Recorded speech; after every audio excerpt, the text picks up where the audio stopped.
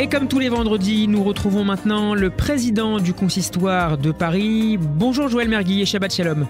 Bonjour et Shabbat Shalom. Les fêtes de Tishri, c'est extraordinaire, c'est des moments tant attendus pendant tout l'été, tant préparés par tant de rabbins, de présidents, d'administrateurs, d'administratrices. Elles sont maintenant derrière nous et une nouvelle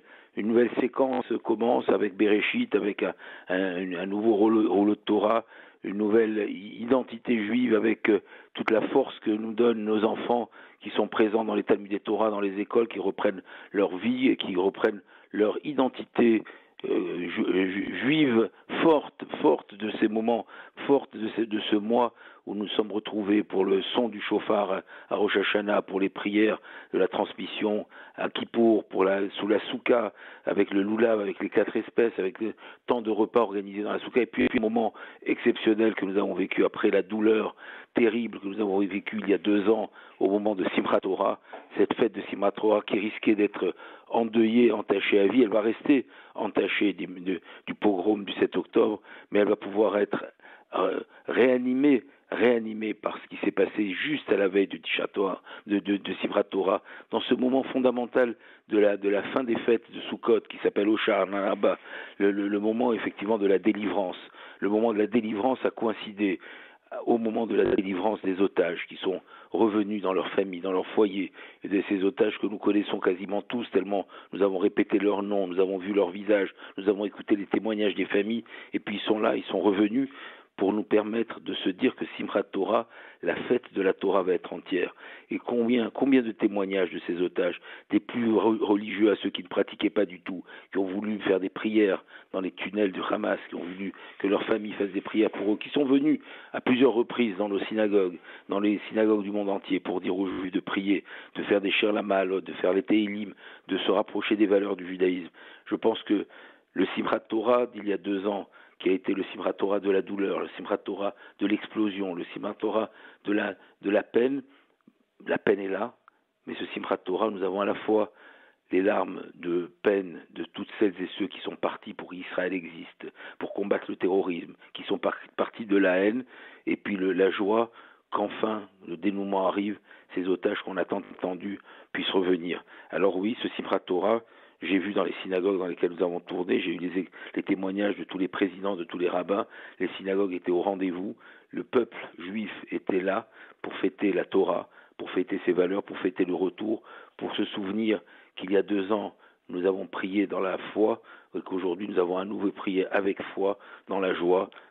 qui nous impose cette fête de Simchat Torah pour repartir sur un cycle de paracha, comme si un cycle se terminait, un cycle de douleur qui a duré 2 ans, comme